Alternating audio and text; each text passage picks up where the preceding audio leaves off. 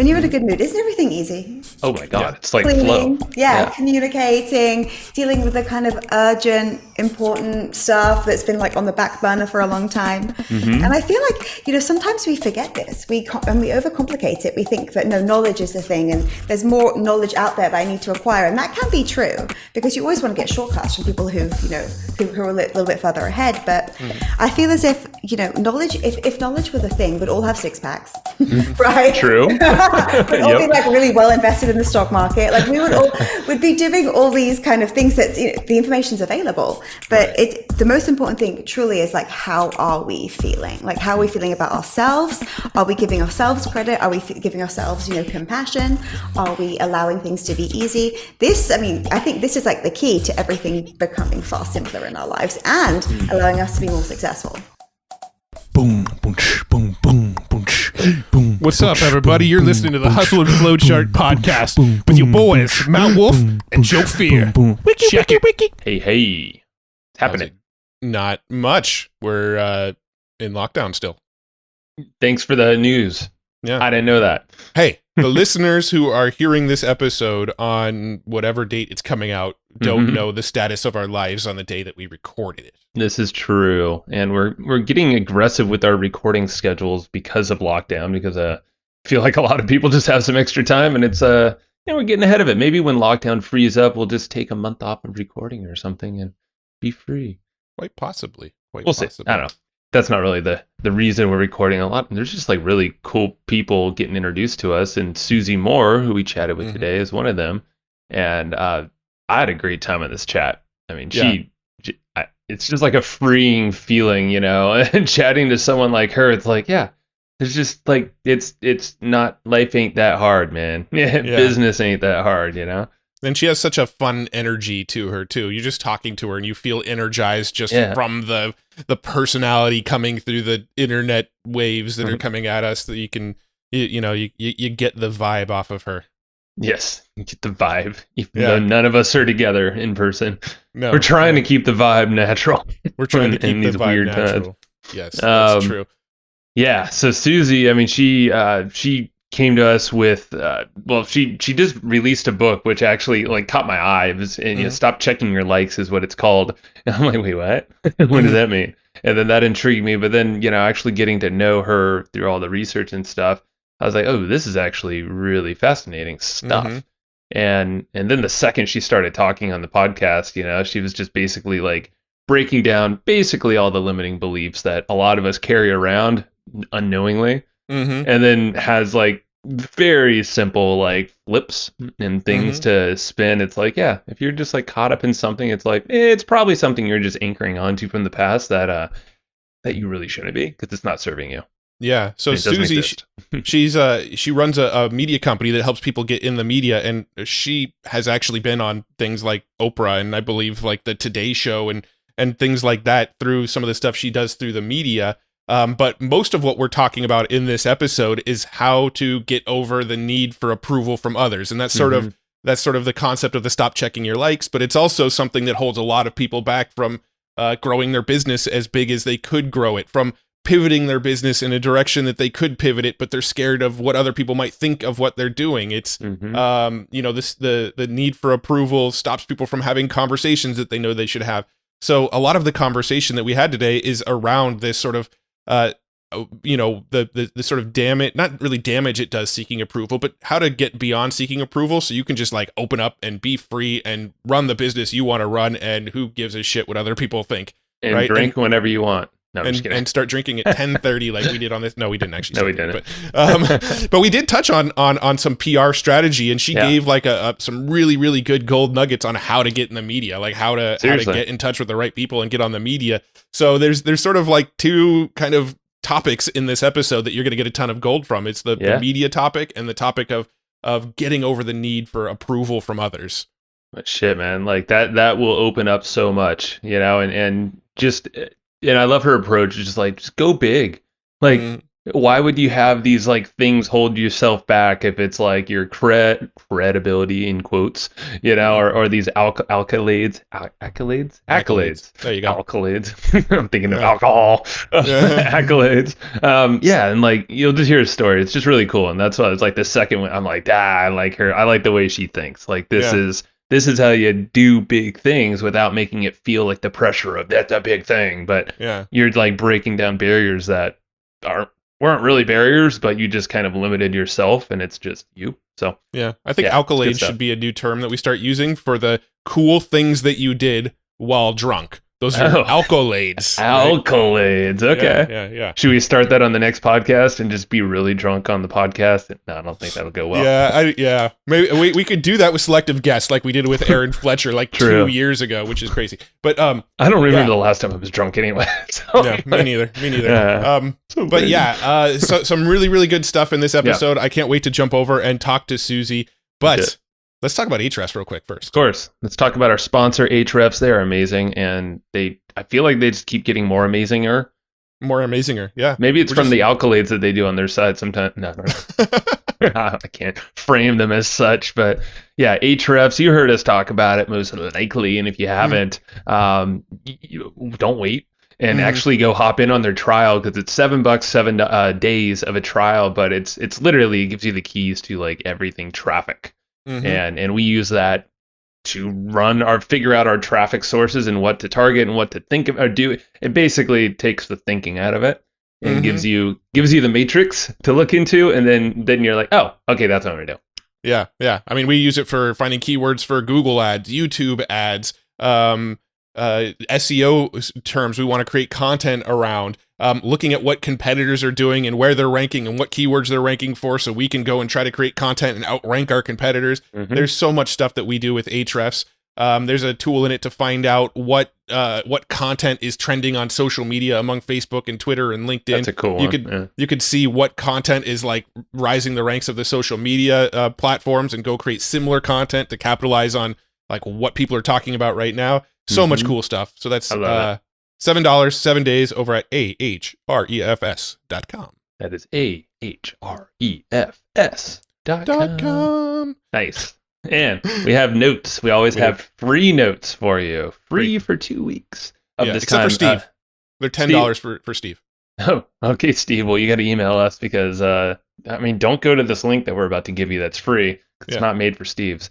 Just Steve. Yeah. Just the one Steve. The other Steves are okay. You have to decide which Steve you are, though. So work that out amongst yourselves. He knows who he is. Oh, we know. Okay. Yeah. Talking to you, Steve.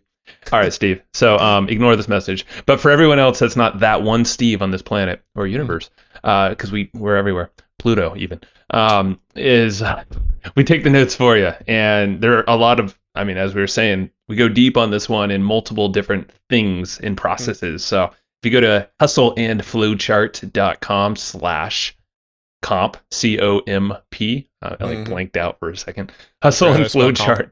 Yeah, hustleandflowchart.com/comp. No, I forgot what the word was. I was like, what am I saying?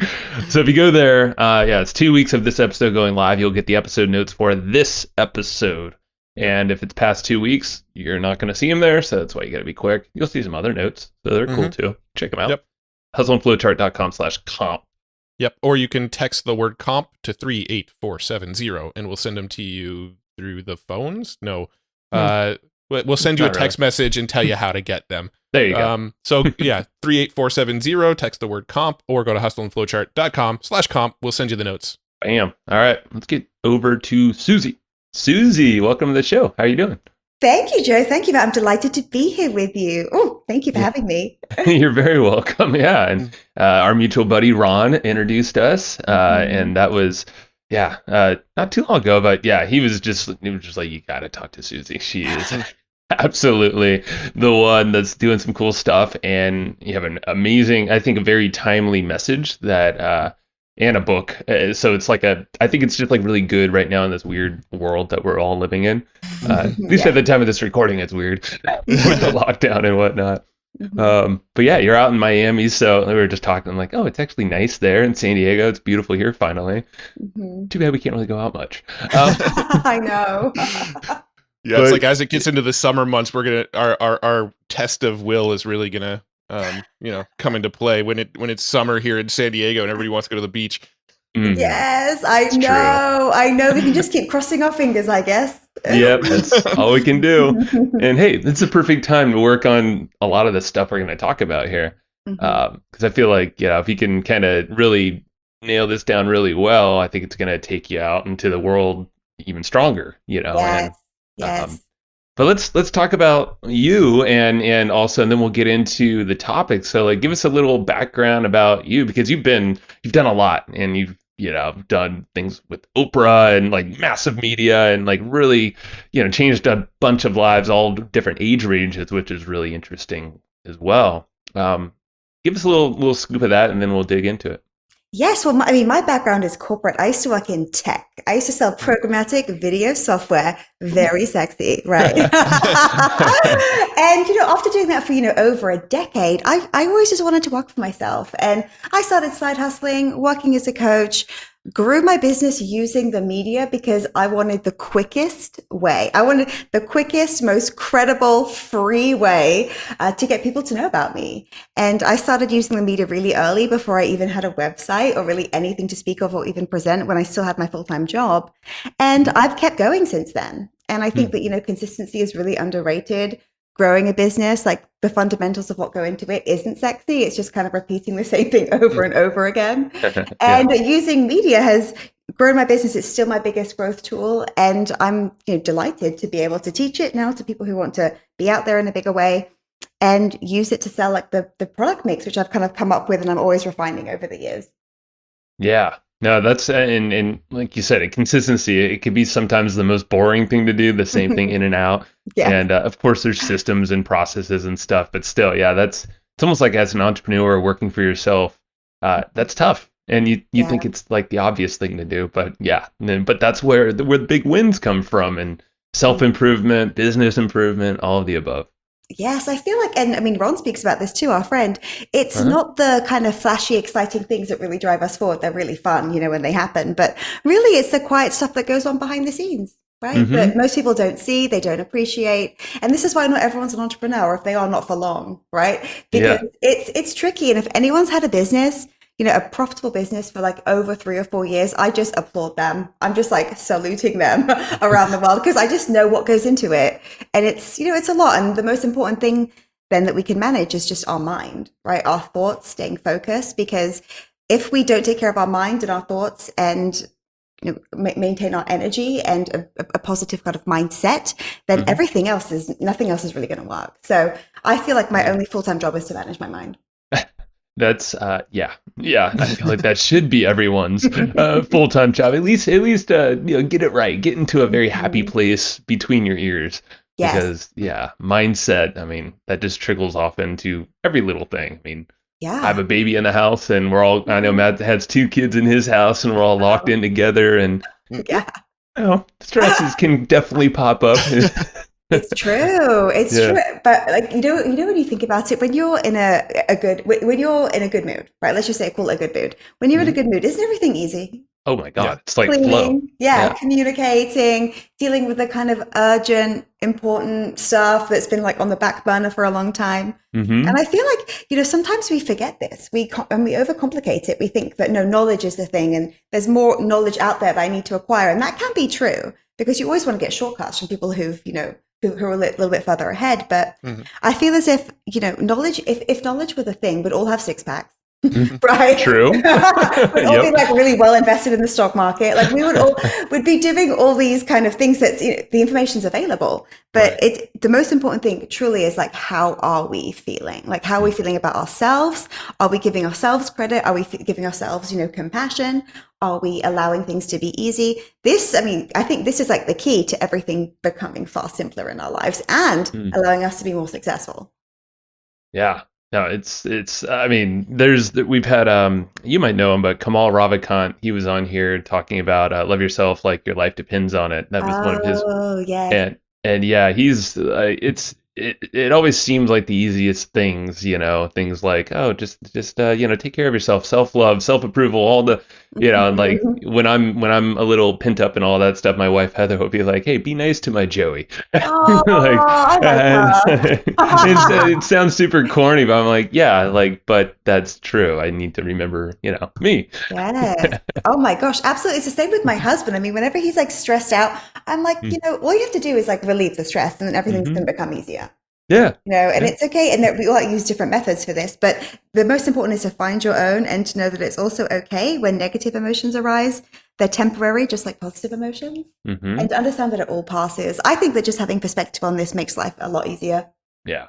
Yeah, I agree. Yeah, perspective, I think, is the big thing. If you live in your bubble, like if you stay in a room or obviously cooped up in your house now, it's kind of tough for a lot of folks. Yes. But yeah, I mean, literally just going outside into the sun, jumping around and like, raising your energy. Like, I mean, you might look like a crazy person, but who cares? Yeah. do push-ups. I don't know. Maybe that's more normal looking. But it doesn't matter. It doesn't matter. And you know what? This is so funny. This is where the judgment piece comes in already, even on small things. It's like what we do, like so much of what we do, we don't even realize it.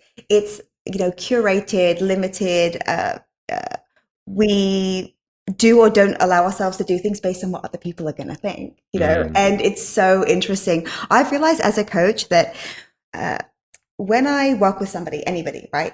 Say it's, when it comes to, starting a business or growing a business, it's not the failure or the fear of making a mistake that holds us back. We think it is, right? We think it's like, oh, I don't want to fail. It will be, difficult. I won't be able to, get back to where I was, whatever it may be.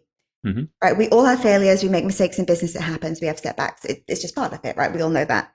But the thing that really frightens us and holds us back is our fear of what other people will say or how we'll be judged for our failures. Because human beings, we're resilient. Like how we've just, completely adapted to this pandemic. Like, and through history, what we've survived, we know that we could get by losing money, making a mistake, having a failed launch, whatever it is. But the thing that stings, that really holds us back is, but what will X or Y or a million strangers on the internet have to say about it?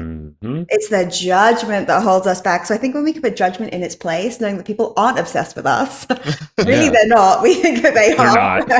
They're not. They're just trying to make it through the week, not get divorced, not burn the chicken, keep the kids alive, right? Like pretty much. We're not also obsessed with you, like whoever you are. And so I think that we can lose the pressure and know that our self-approval, it's like if we like it, if we're okay with it, if we can have confidence in what we're doing and know that, that's really all, confidence and courage is, being willing to experience negative emotion, knowing it won't kill you. The worst thing that can happen is a feeling.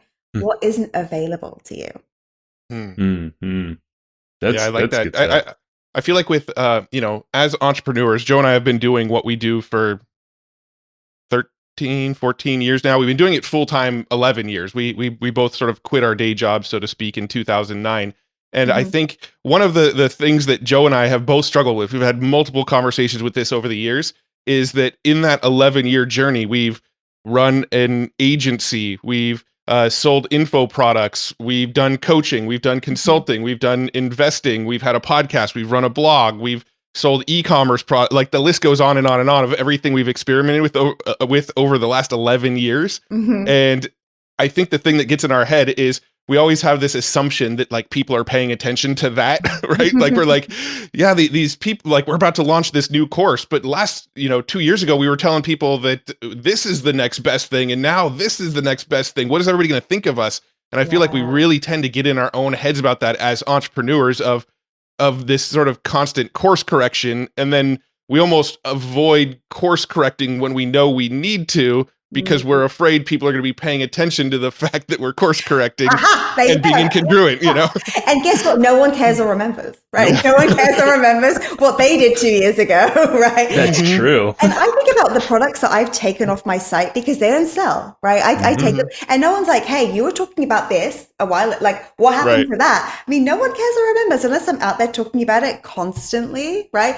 No, I mean, people aren't holding you to anything. And it's a natural evolution to lose products, to focus on something else. I think it's not even a correction, right? Like it's just say, okay, where to now? And no business is the same. I don't know about you, but I never thought my business would look like it does now. It wasn't my initial intention. No way. Well, it wasn't for you. Yeah. With tech, being in the video, the tech space there, and now you're over here. Like, exactly. And like my business just changes, I feel like every 6 months. And I think that's cool. But yes, I remember before I put out my first YouTube videos, before I started, kind of really selling to my list, I was like, oh my gosh, and you know what? I tell you, it's only really 3 or 4 people maximum we tend to really care about judging us. Like you could probably write the names down. I've done this when I've coached people. I'm like, okay, so you're going to hold back on doing a thing because of the judgment you might get. Like, let's just be real. That's what's holding you back, right? Who are the people? Who? And we think we're going to end up with pages and pages. And I've never really seen it be more than 4 people. Sometimes it's a parent. Sometimes it's like a competitor or a frenemy. Sometimes it's, someone close to you who doesn't like support you. And it's like, wow, your whole life, like your whole potential ambition, like the magic that's within you, like waiting to come out, it's going to be just stumped by like 2, 3, 4 people. Like that's it. Yeah. Come on. So because it's so true. And I remind myself this all the time because obviously we all struggle with this, but like a lot of times, like for myself, I'll keep it in my head and I won't take it to paper, pen to paper, and actually like journal on that. Like you're saying, write the names down. And for me, like I'll even go a little, I'm sure that you have a whole process maybe on this, but like I'll start opening and I'm like, wait, so why? Or just listing all the reasons out. And then usually if they're on paper, if I'm looking at them, I'm like, well, that's dumb. That doesn't make sense. Like, what the hell was I stressing about? Yeah, it's true. I mean, it really helps to write it out and just keep it really simple. I mean, one process that I have is called like the belief flip formula, which is if you have an area of your life that you're not happy with, right? Whatever it may be, if it's a relationship, money, like really anything.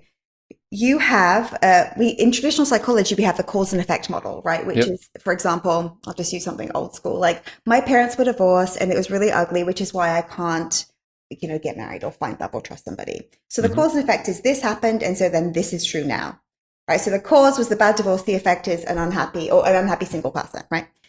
And what I love to do is flip it, right? Because often the effect, right, that it's having means that we don't have to do anything. Right? It means that we don't have to take courage. We don't have to do any work. We can stay kind of safe and small. And what feels protected, ironically, is not at all, right? Yeah. But instead, okay, so the way that I would flip it is saying, okay, maybe being with somebody requires courage and some vulnerability, and that's scary. So let's blame your parents. Right? When you flip your cause and effect model, you have no excuses. And it does take courage to do this work, but what then isn't available? Like you become this unstoppable person because you have even a really good excuse is still an excuse. No matter how justified it sounds, how much sympathy you get for it, like it doesn't mean anything. And so when you can lose like the beliefs, like the causes in your life that you think are holding you back, then I tell you, I mean, you can see changes really quickly. That actually, I like that a lot because, a lot of us will get just so stuck in the cause, like this thing did it to me. I'm obviously you're not telling yourself like I'm a victim, but that's pretty much what it is, it seems like. So you flip it to the effect, so it's like an actionable thing, it seems like. Yes, and it's like, well, okay, because if you think if the cause and effect model were true, that would then have to mean that everyone whose parents had a bad divorce couldn't have a happy marriage. That's right. That would have to be true for absolutely everybody. And I'm yet to find a single example where a cause creates an effect. Like we're so in control. Even in, locked indoors at the moment to be safe, like I feel like I have complete control over first of all, my mind, of course, but even, the small corner of the world that I touch, my apartment in Miami, like I have complete power over what happens here. And I'm creating like YouTube content, doing all that boring stuff, like the stuff that we never really want to do with our business, updating websites, looking at past data for like information on my best emails, So, but I mean, I feel like I'm in a really good kind of blessed position. Well, and I mean, would you say that most people are, but they just don't realize it? Yes, right. And sometimes that's also a reason to then take a break. And that's fine. Like it's healthy to take a break if you want, but I would acknowledge it that way and say, you know what, I love myself enough to give myself a break versus I'm stuck indoors and I can't do anything. Yeah. And again, it goes back to that whole cause and effect, but the Yes. affecting cause, yeah. Yeah, because I mean, everyone's stuck at home. We're all in the same position. So, like, what's the yeah. effect then that it's having? Like, from what I see, people are having very different experiences. Yeah. No, I mean, it's so true because I know Matt and I, we've taken this as like a massive opportunity for not only the business, I know at least on my side personally as well, it's a lot of, I mean, for me, yeah, it is actually a lot more inner work is what I've been working through, like breathing techniques and all this journaling and all that Nice. stuff. Yeah. But then in the business, like we're making it stronger than ever now, even, with more pivots Yeah, and great. adjustments. But yeah, like it's like if you can, I feel like right now is just a perfect time to really harness everything you feel like is like your leaky bucket. We all have some leaks in there. It's like, all right, how can we plug these up right now? Yes, Yeah. exactly. And I'm doing that, and then I'm also enjoying happy hour whenever I feel like it every day. There you go. So you gotta live your life. Damn right. Maybe get some wine or something like that. Absolutely. I mean, what time is it? 1:28. Not far off, I guess. I should have Bailey's in my coffee. It's only 10:30 here. Why not? Makes podcast day fun. I just do have a little Bailey's left. 10:30 in the morning, we're already drinking. Let's do it. This is lockdown protocol. Judge me all you want. There are no rules. You know what? There are no rules in quarantine, and there are no rules in life. Like when you think about it, like what rules? Okay, the only rule is like treat your neighbor how you'd like to be treated, right? Like as you treat yourself. That is the only rule. Everything else is really up to us.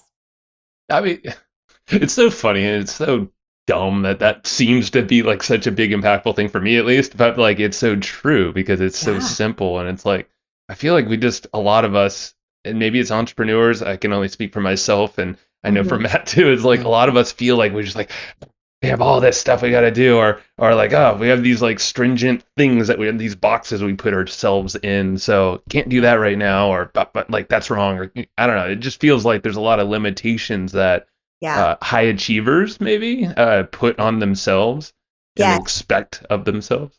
I think what I've noticed, and look, I've learned so much from being in different masterminds, working with different coaches. Like I love absorbing the information. And initially, I think when I started my business, I thought, well, there's a way and I'm going to learn it. Like there's a method here to success.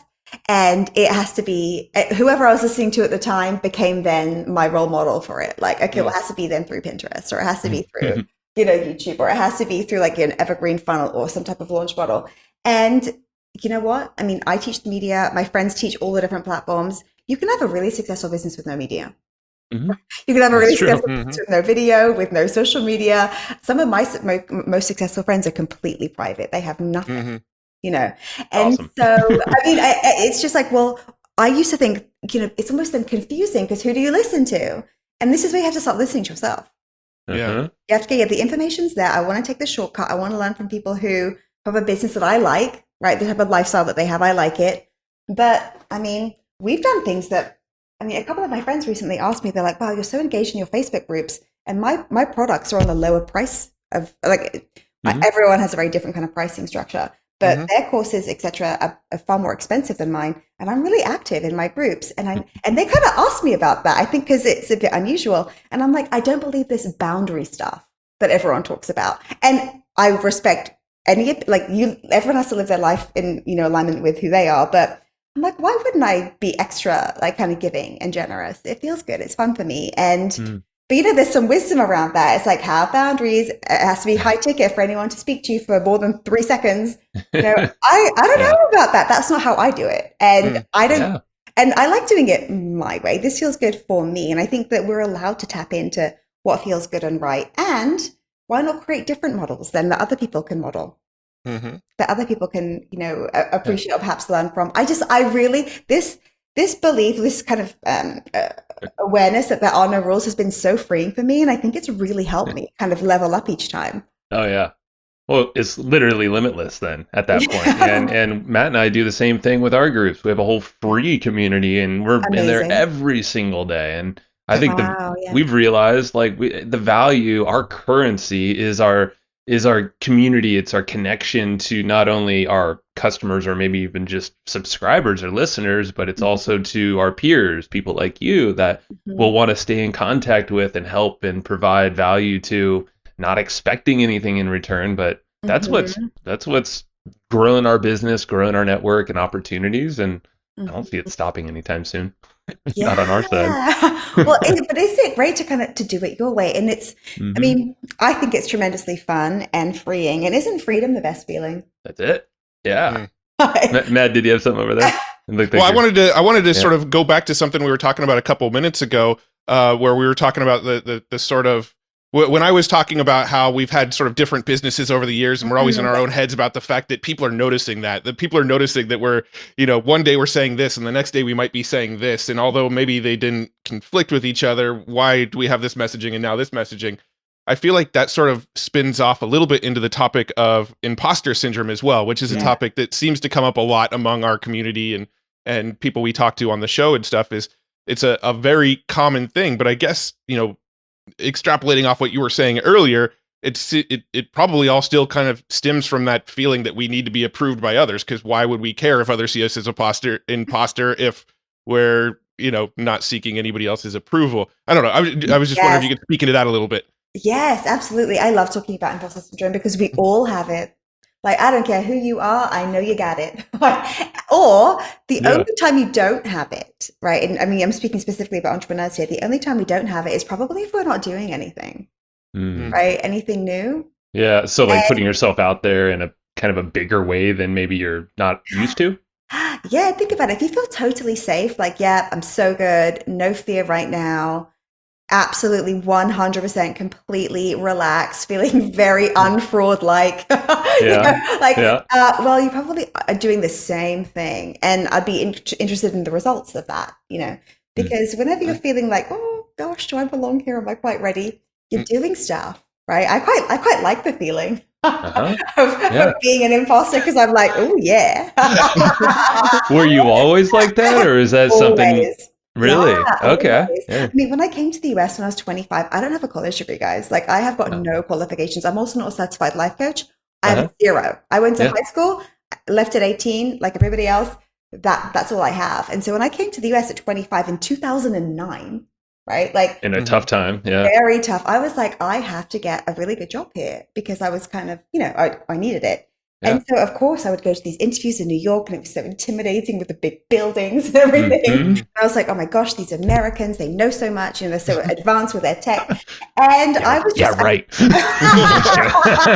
Come I on. was like, oh my gosh, I'm just going to have to really bring it. And I'm like, Yeah. well, at my core, I know that I'm really capable.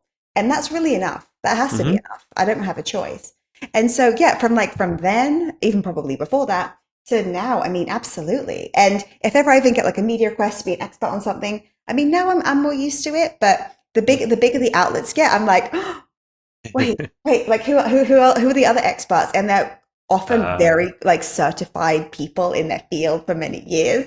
And I'm like, oh yeah, look where I am. Look who I'm amongst. So you see it as more like an achievement, like you were able to hack your way into this thing, and you're like, haha, you spent 10 years trying to go to I made this happen, and I'm changing life. Yeah, you proved it to yourself, basically, it sounds like. Well, when you think about it, like the only thing that people want is results, Mm-hmm. right? From working with you, from listening to you, from giving you their attention, like the most valuable currency. Sure. All they want is to be helped, like comforted, feeling connected, feeling like they're acknowledging, like, or, accessing wisdom and knowledge, whatever it is.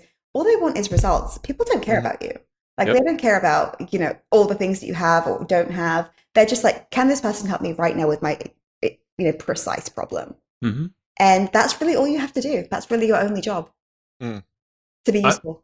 I'm really, and this is like this, I think that you explained the imposter syndrome from your side. I think super unique, different than how I've thought about it before, how in anyone else I've thought of. Quick little thing. I know it's a side tangent, and maybe we can just do this later. Maybe I'll just put it out there. But like you getting all the the PR, you mentioned that previously. It's part of this imposter syndrome. I know a lot of people hold back and feel like they're not worthy to go on TV or even just get published or featured as an expert. Are there some quick tips on? Obviously, there's a lot of mindset stuff, but outside of the minds, or after that. Just like really fast, like quick tips around getting the PR, at least from your perspective. I'd also love to hear the mindset sort of Both, yeah. Yeah, both sides of it. Yeah. Yes, absolutely. So, first of all, the thing that I have to really teach and instill into everybody who wants to do this, who wants to remove their visibility blocks, is really just saying, as a fact, you are worthy of receiving it. Like, this is just, I mean, there's a joke that I kind of share in my book, but it's also kind of serious. I mean, I say that just say you went hiking, say you know, Matt, Joe went hiking with like a group of friends, right? And then you guys went missing, right? You guys went missing. They lost you. They were nervous. It was getting dark. You were missing. Would the rescue team, would your friends think, are these guys worthy of getting rescued? Like, are they worthy for us to call for help? Let's just check. How many followers do they have? Are they verified? Did they graduate? Are they thin? Like, are they thin enough? Like, what the hell? Right? Like, sounds like an episode of Black Mirror. Oh my gosh, it does. Yeah. But when you think about it, like, if this is true in the physical world, this is true on all levels, right? Yeah. A human being, 1 million likes, a perfect body, $1 million in the bank, whatever it is, it does not it does not alter your worthiness at all. Your worthiness is fixed and undeletable. There's nothing you can do to change that. Even if you're a felon, right? You're worthy of rescue. Like, this is just the truth. And if we can just let this in, accept it as a fact, don't struggle with it, right? Don't question it. It's a fact. There are very few facts in this world. This is one of them, right? This is a fact. You are worthy. I mean, one other thing that I've noticed in the media is some people, I think they're drawn to me because I'm very open about my lack of qualifications. I preach it loud, like really loudly. It's awesome. Yeah, most people don't. I think it's one of my biggest virtues. I mean, in the UK, I interviewed at Cambridge University. I didn't get a place, but I'm like, that would have been a disaster if I got a place and I went there. All my cred would go out the window. That's true. They'd be like, great. They'd be like, because Cambridge is like the Ivy League school in the UK. So I'd be like, well, then no one can relate to me because I went to, I'd have gone to Cambridge and it would have been a disaster. This is why the universe is so wise. But so some people say, I have something to say, but I'm not actually a qualified beautician, or I'm not a qualified yoga teacher. I'm not. And I'm like, you know what? When it comes to, being an expert in the media, there is always going to be a place for a traditional expert. Yes. So just say that there's a financial fallout. We want a financial expert. Just say, there's a medical issue. We want a doctor. Yes. Something legal, certainly. But one thing that just recently happened in my group was this woman wanted to share about her miscarriage, and very, very common, this is, among women, there's still shame around it. There's a lot of feelings, a lot of emotions around it.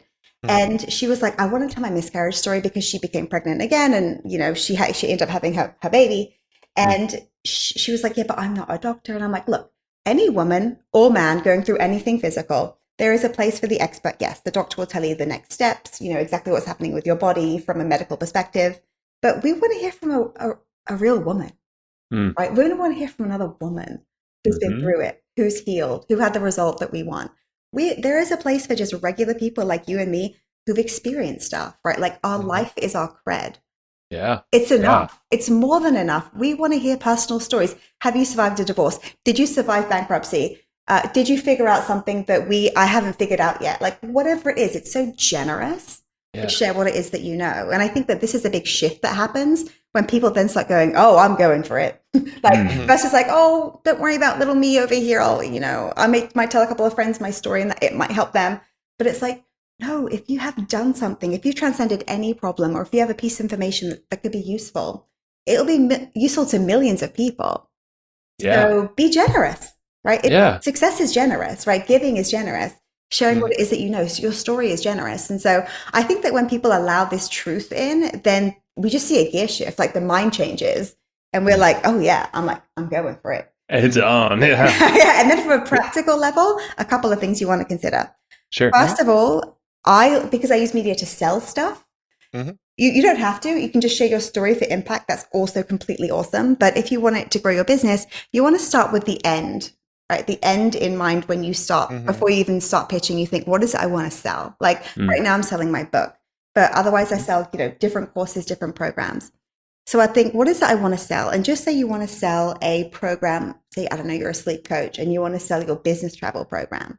You think, okay, I want to sell my business travel program. So what do business travelers who have issues with sleep need to know? Like, what is it that I have? What's the goal that I'm spinning that they need to know so that they can sleep better. Or maybe they have a newborn, like whatever it is.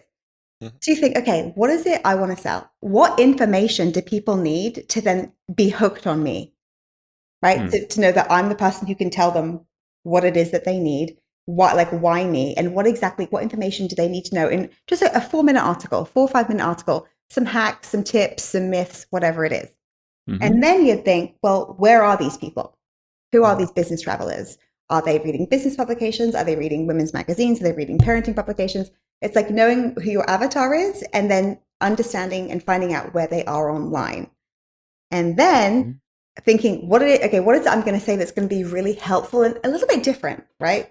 It's easy to be accepted with your pitches if you say something a little bit different and even something really relevant to the news, if there's something kind of timely and relevant in the news. Then you find the publications where your people are, and then you find the right editor at those publications, and then you pitch them your ideas. And then from there, your pieces get published, and then that's where you start sharing on social media, and everyone's like, you're famous. That was absolutely amazing. Yeah, so that's it in a nutshell. I mean, that's how it goes. But some people will, and look, you don't have to get media that sells stuff. Sometimes you just like want to tell a story, or you'll have something off topic. That's great too. But this is how you do it to drive sales. Yeah. Do you have any advice on how to actually find the right editor at the publication? Yeah, my 2 favorite resources are rocketreach.co, not .com, rocketreach.co and hunter.io. And Can you say that last one again? Second one? Hunter, HUNTER.io. And they both give you 50 free searches a month. I pay to use both platforms because I use them a lot, but for most people, that's enough. Yeah, we've used Hunter quite a bit actually for SEO outreach kind of stuff. Hey, you've got a blog post or you've got a blog. Can you maybe mention us kind of stuff? Awesome. So you're already in the know. Yeah, same goes for editors. And Rocket Reach is probably my favorite. Okay, that one I have not heard of. Yeah, that's new to me. Yeah, I'll check those out. I just love that process because it's I like the idea of going for the sale, actually solving a solution with your new mechanism or whatever this new thing is and making it, tying it into something relevant, obviously finding the audience and speaking to them. But at the same time, like you said, at the very end is all the social and you're spreading it around and you're telling everyone. So you're achieving both really. So why not go for the sale at the top because you're ideally speaking to a relevant audience that wants that thing right now anyway. Yeah. One thing I feel like go ahead, sorry. I was going to say, like, if somebody's read your article, they've gone all the way to the bottom and then they see your bio and they're like, if they've gotten that far, they already love you, right? If you think about it too, just say that you create your article for, I don't know, say GQ, right? If someone's been a GQ subscriber or follower for like 5 years, when you create content in GQ, you are GQ to that person, And so then if you're like, Joe does this and he helps people do Y, click here to get his free, whatever it is, that is a hot person who is like, oh yeah, I really, really like what Joe does. And so of course you want to make an offer. That's the generous thing to do. That's the next right step. Yeah. Agreed. Yeah. I was going to say one of the things that I've sort of realized just, doing this podcast and doing some of the outreach that we've done is I think one of the things that probably holds most people back is just the fear of rejection. I feel like almost everybody we've tried to reach out to, we've gotten a response, right? And usually the response is like, now's not a good time, or absolutely, let's do it, right? But it's never traumatizing when we get a response. But I think we spent so long waiting to reach out to people that we thought were unattainable because we just assumed they were unattainable and didn't even attempt. But when we actually made the attempt, it was like, oh, what were we waiting for? Rejection is such an illusion. It doesn't even exist. Like when you think about it, like what is rejection? Often it's just like not the right fit at the moment or just not the right timing. And we have a whole story about it. What is this word rejection? What does that even mean? I mean, right? And it's so funny. I joke that I reject rejection because and I'm getting a lot of rejection at the moment because I'm out there. I'm pitching books for like all sorts of places, right? Yeah. And when people respond with a no, I respond back with let's talk about this a little bit more. I mean, it's so funny because I really don't care, And if you don't ask, the answer's always no. And if you're kind of not going for it and pushing it, like I learned being in sales, like with my like tech background, that most people give up after the second or third follow up. I mean, Yeah. you're following up 3 times, you're in the top 5% of salespeople. And so I would do it 4 times, 5 times. And you know what? People eventually cave. They're like, They do. They're like, Yeah. I'm so tired of you. Okay, here you go. Like, and I'm like, thank you. Oh, yeah. It's so true, though. It's wild how people just give up and they think that, and again, it goes back to judgment. It goes back to what other people are thinking. It's like, oh, they're going to think I'm just a pest. But you're not. Like, It's a name in an inbox. No one cares about it. Like, that's it. Yeah. And this is the thing. This is, again, where confidence comes in. A confident person is simply willing to be rejected. Willing. Yeah. And knowing it's the worst thing that can happen is a feeling, an uncomfortable feeling for a few minutes. Big deal. Like, seriously, big deal. The worst thing that can happen is a feeling, whoa, that's so scary, right? No. Right? That's it. And I can deal with a lot of uncomfortable feelings. My tolerance is exceptionally high. So, like, good luck, everybody who will be hearing from me. That's awesome. There's no I love getaway. I love that you're taking all these kind of, I guess, all the limitations that a lot of us have, you know, the feeling of rejection, judgment, you know, we'll talk. I want to get into your book as well, because I think that's actually a very interesting thing that a lot of people are wrapped up in as well. There's a whole self-approval and, you know, having a facade out there, but you're just flipping everything. You're like, nope, that doesn't exist. I don't buy into that. That's bullshit. Like, no. Yes, it's true. It's true. What a free way to live. And it's okay. Right? People don't have to like me or say yes to me, but I'm allowed to do my part. Like, I'm allowed to until I get a restraining order. I mean, like, I'm allowed to do my part.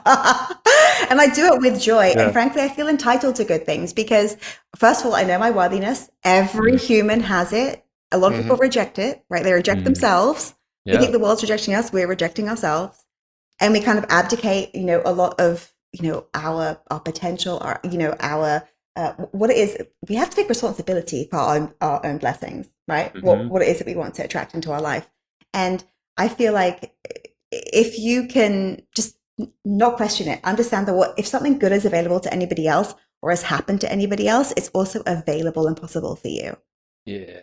I know that. And so if something great's happened for somebody, I'm like, awesome.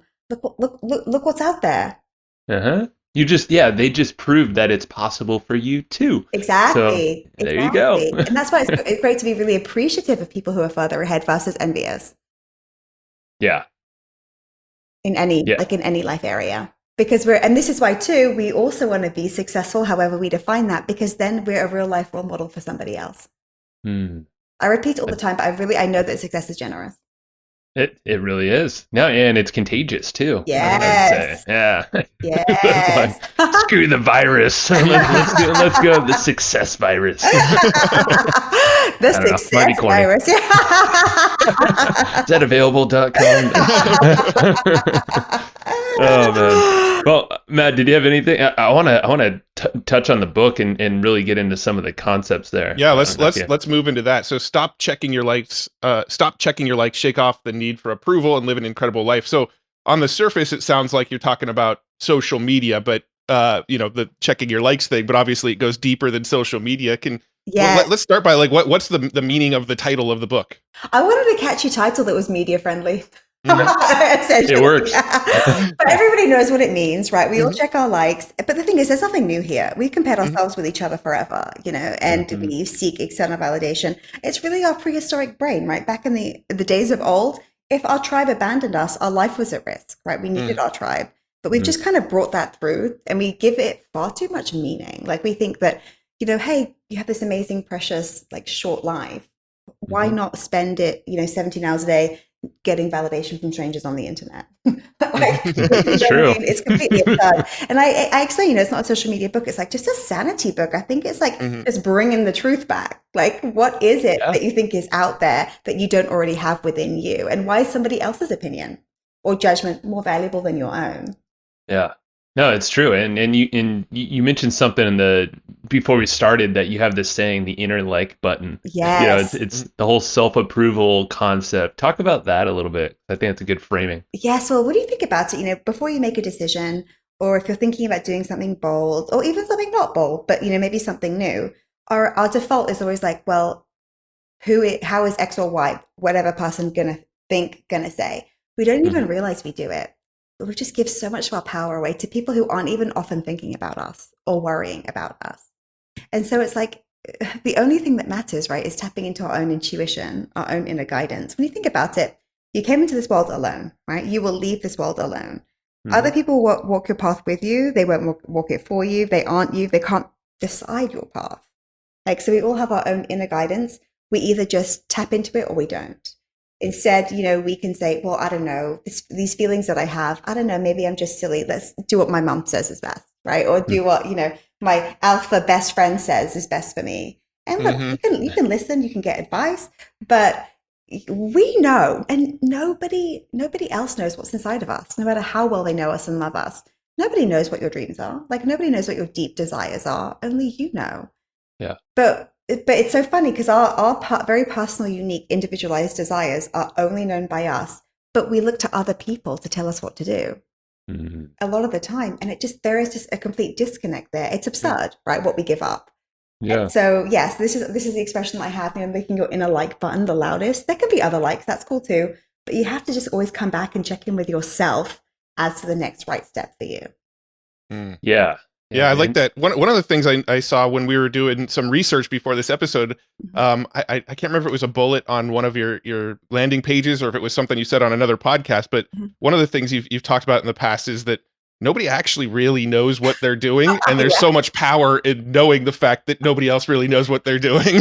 Yeah. And so to go on social media and to look at what other people are doing and going, oh, they're following the path that I should be on, maybe I'll model them and do what they're doing. Well, what's to say that they actually really know what they're doing any better than you know what you're doing?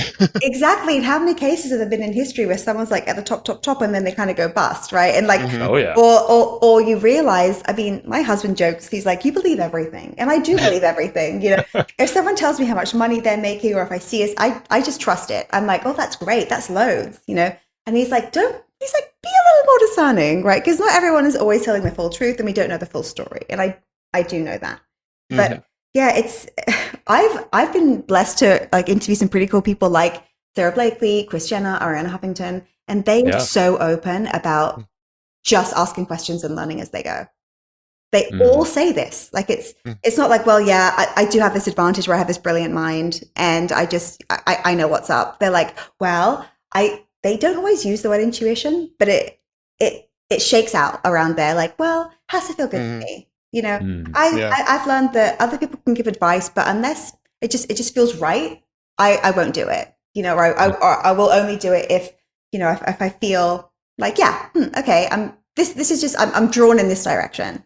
So they're so open about just trusting the next right move, which is all your intuition gives you. It doesn't give you like a 10-year plan, right? It just gives you like the next right move.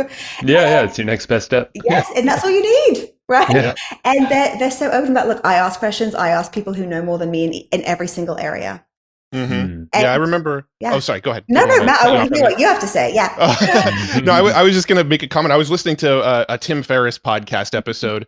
And one of the comments that somebody asked Tim the question, what is one sort of common denominator you've seen among some of the most, successful, wealthy, happiest people that you've interviewed?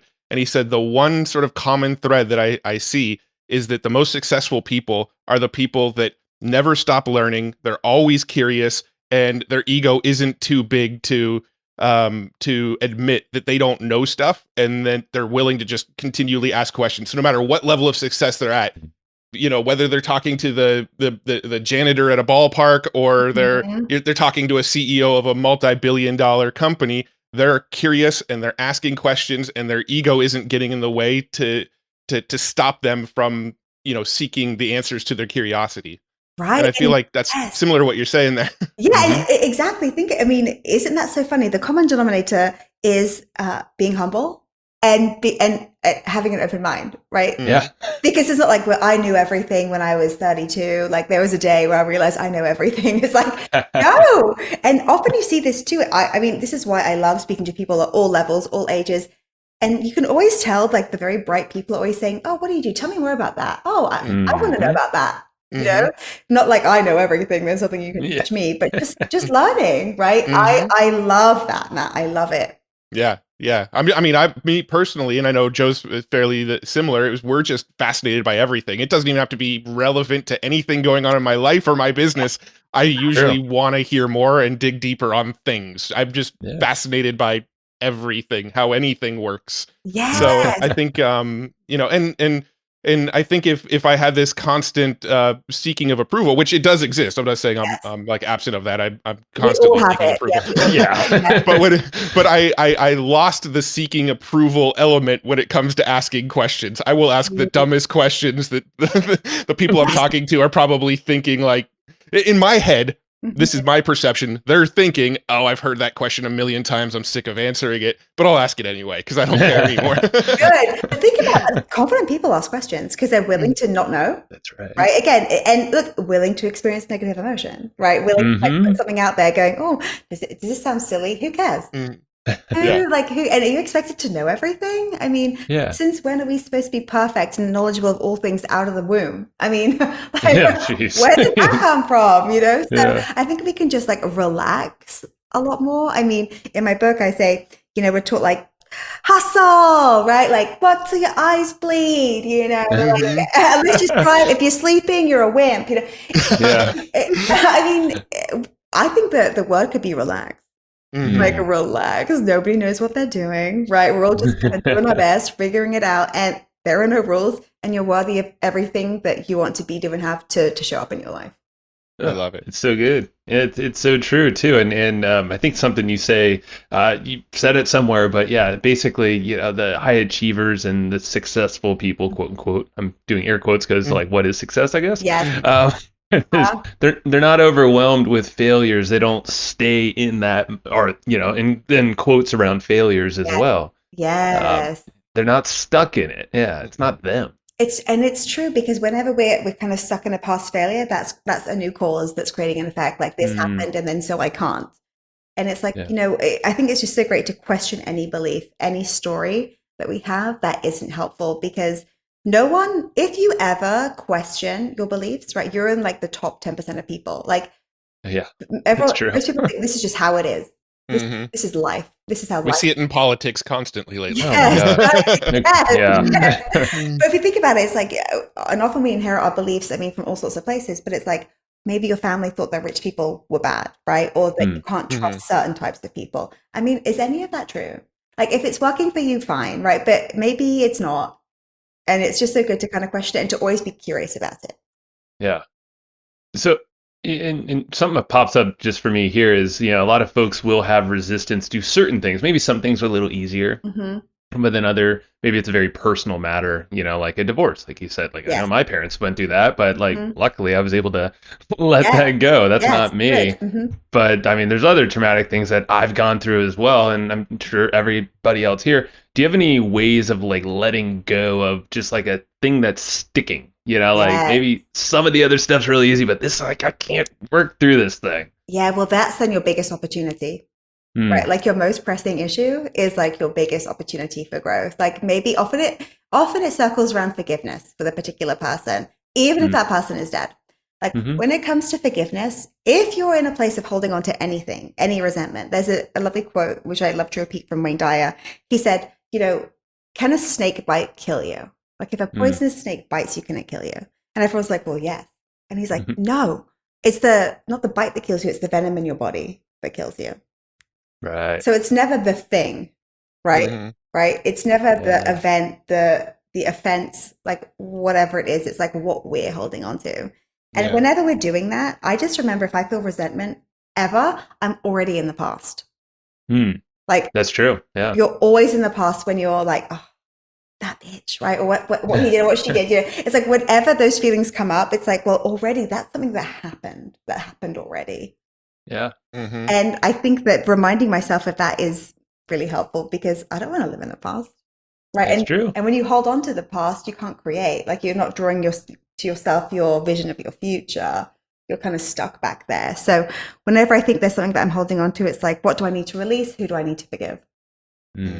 Yeah, I remember we had who to forgive. I like that. Yeah, I remember we talked to Steve Sims, and I'm not sure if this is his quote or if it was a quote that he took from somebody else, but he made a comment when we were talking to him about how you don't drown by falling in the water. You drown by not trying to get out of the water. Staying there. Yeah. Yes, exactly. So it's not the thing, right? And when you think about it, we've all suffered, right? If you've been alive long enough, there's been suffering in your life, suffering, loss, grief, trauma, people who've wronged you. I always remind myself there are people who've had the same experience, not exactly the same, but similar, and they've survived. Like they've been okay. Really, our experiences, they're different, but the same. You know, the universal emotions we all have, the things that we can do to each other. I mean, so I always think, has anybody else survived this or forgiven somebody who's done this? And I'm telling you, if you look for forgiveness stories, it will make you weep what people forgive. It is incredible, the human spirit. And that's kind of what it's so helpful to hear those stories, focus on those stories. Yeah. Because whatever it is that you're holding on to, it's really only causing you pain. So it's great to know that there is another way and that peace has to begin with you.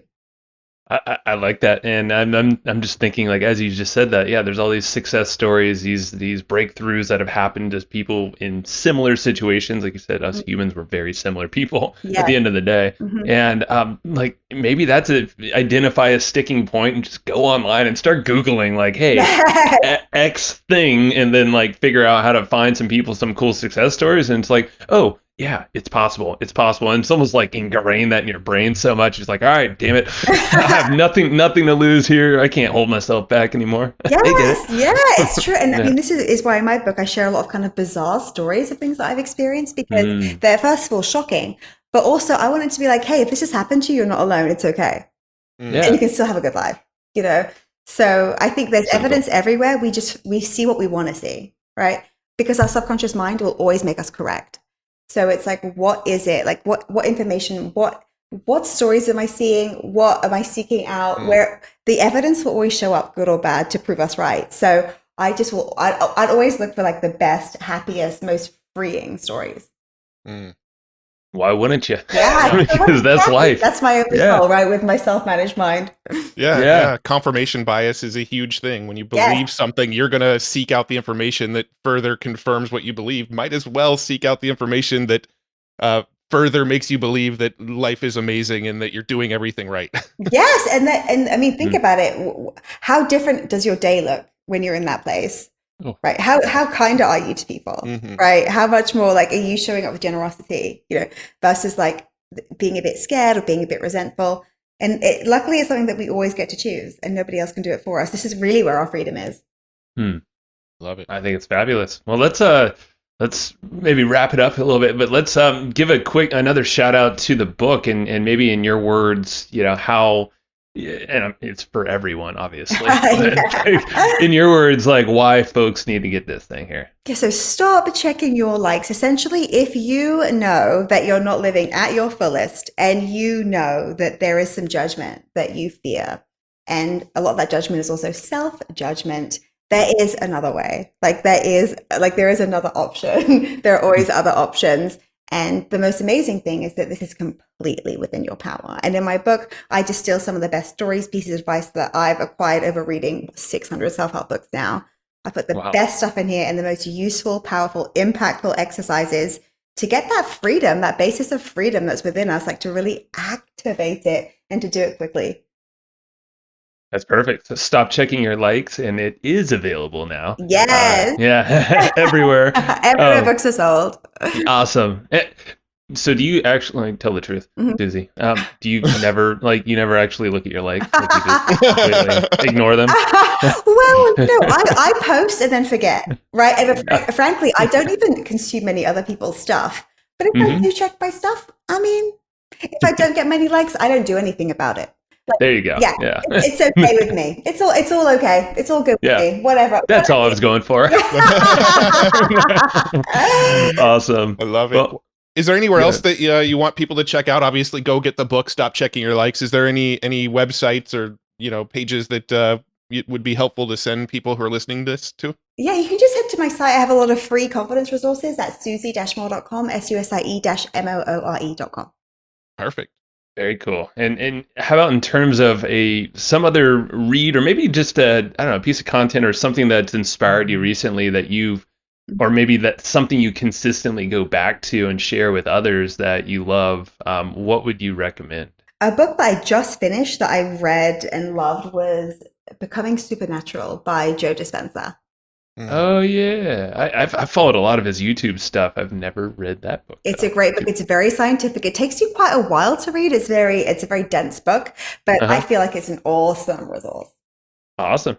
Cool. Perfect. So I like Susie-Moore.com is the website. Stop Checking Your Likes is the book.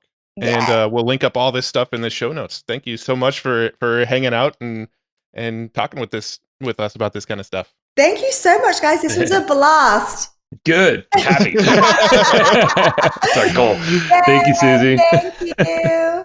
Thanks so much for tuning into that episode. I hope you dug it. I know Joe and I dug it. I actually kicked Joe out of the room. He's not here right now because I wanted to tell you about a tool that I really, really dig. We use it in our business. We recommend it all the time. It's called Easy Webinar, and it's a tool that lets you do live webinars, automated webinars, hybrid webinars, and, pretty much any other kind of webinar if there are other kinds of webinars.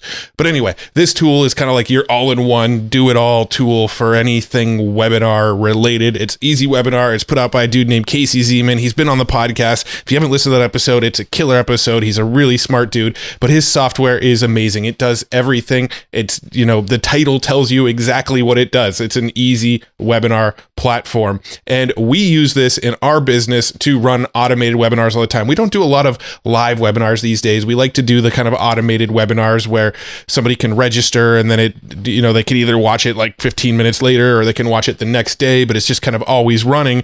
And it's a system that helps us make autopilot sales off of our webinars. Super cool tool. If you haven't tried it yet, it's an amazing tool. And Casey is actually hooking you up. He said for listeners of Hustle and Flowchart, I can't believe he's doing this, but he said for listeners of the Hustle and Flowchart podcast, he's giving 25% off of the membership to use Easy Webinar. It's already super, super inexpensive for what it does and all the cool features it has, but he's hooking you up with 25% off because you're a listener of Hustle and Flowchart. Go to easywebinar.com/hustle. That's where you can get that 25% off discount. That's easywebinar.com/hustle. It's a awesome tool. You're going to dig it. So just go grab it. Check it out. easywebinar.com/hustle. See ya. No, not see ya. You'll hear me in the next show. I don't know how to close these things. Go get Easy Webinar. Talk to you later. Do you want to learn the hard skills necessary to support your favorite shows? Well, cool. Our friends Gina, Haley, and Mel created something called Podcast Production School. Now, it's an online course designed to help you master the skills and strategies needed to launch, manage, and grow podcasts, including things like audio editing, show notes creation, and promotions. So download their free podcast production or their launch checklist today at podcastproductionschool.com/go/flowchart. Again, that's podcastproductionschool.com/go/flowchart.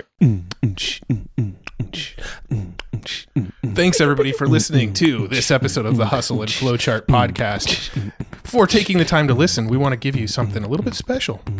Every single episode that we do, we actually have somebody on our team take notes. We basically have a Cliff's Notes version of every episode where you can go and find all of the tips and tactics that they laid out, all of the resources that they laid out, all the good stuff from this episode. We actually have a nice simple notes version that you can find on our website. So go to evergreenprofits.com, find this episode that you just listened to, and give us your email address and we'll send you the notes. Thanks for listening.